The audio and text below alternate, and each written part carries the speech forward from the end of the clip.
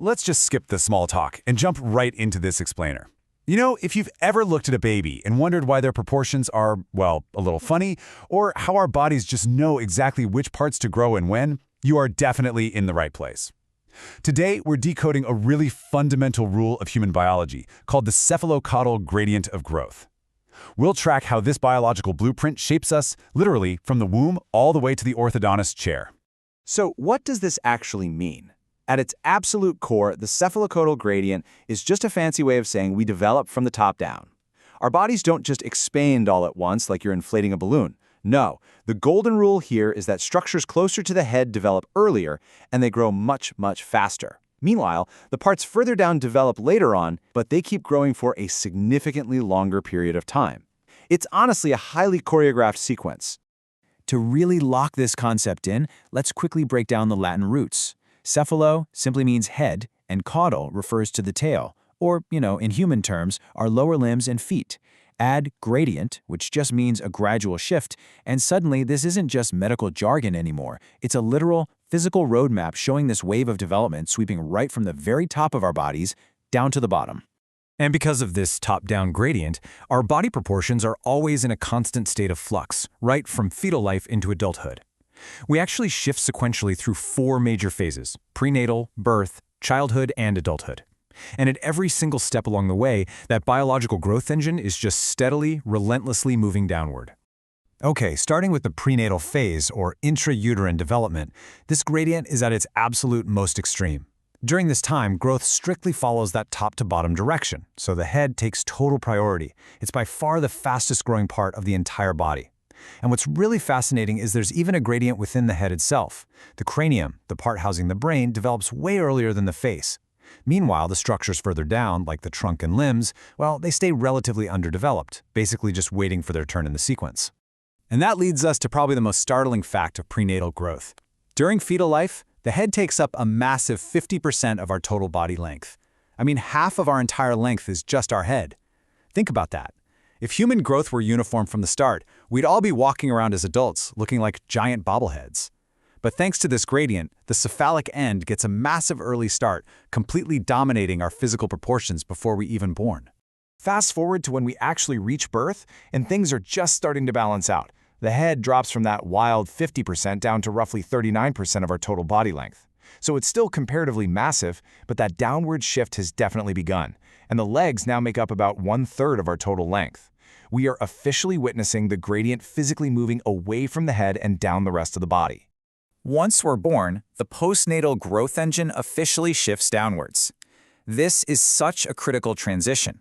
After birth, the structures that are physically farther from the pituitary gland, especially your lower limbs, they take the absolute lead in rapid growth. This means your legs are suddenly growing way faster than your head and your trunk. The biological priority is completely flipped from the cephalo end to the caudal end. So, the really crucial point here is the contrast we see right in our own skulls as this downward shift happens. Remember how the cranium grew earlier and faster than the face back in the womb? Well, postnatally, the overall growth of that cranium slows down significantly. But the facial bones? They just keep right on developing at a steady rate. This differential growth is a direct result of the cephalocaudal gradient, and it has massive, massive implications for how our faces take shape over time.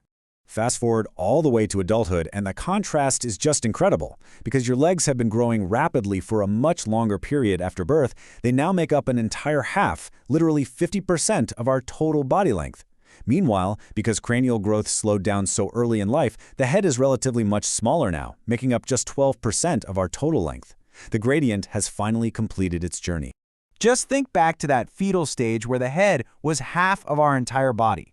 Now by adulthood, because that cranial growth slowed so early, the head makes up a tiny 12% fraction of our total length. It's just a stunning long-term proportional flip. The fast-starting head finishes small, and those late-starting legs finish long. It really highlights just how drastically our proportions have to change to actually achieve a balanced adult body. So putting it all together, we can really see this morphological shift in 4 clear stages. We start out super top-heavy in the fetal stage, with a large cranium and just these tiny rudimentary limbs. Then at birth, the proportions begin to shift as the head proportion decreases. Throughout childhood, rapid limb growth, facial development, and an elongating trunk take over. And finally, in the adult stage, we arrive at those perfectly balanced proportions with long legs and a relatively small head.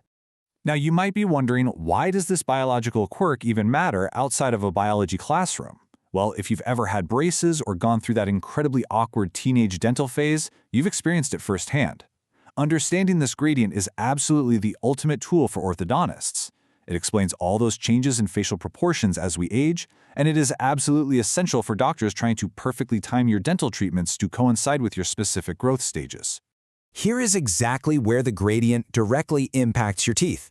Because the rule dictates that structures further down develop later, the maxilla, that's your upper jaw, and the mandible, your lower jaw, they continue growing long after the cranium has completed its primary growth. Orthodontists literally have to use this reality to accurately predict how a patient's face will naturally change. I mean, if a doctor tries to correct a jaw alignment issue without factoring in that the lower jaw still has a lot of growing left to do, the treatment could completely fail.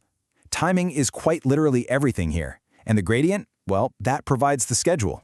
As we wrap up this explainer, I want you to consider this. Given that your maxilla and your mandible actually outpace your cranium and continue to grow long after your brain cases slow down, how does that cephalocaudal gradient shape the future of orthodontic treatment?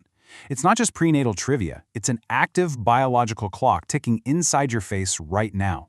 So keep that top-down rule in mind the next time you look at an old childhood photo. You aren't just seeing yourself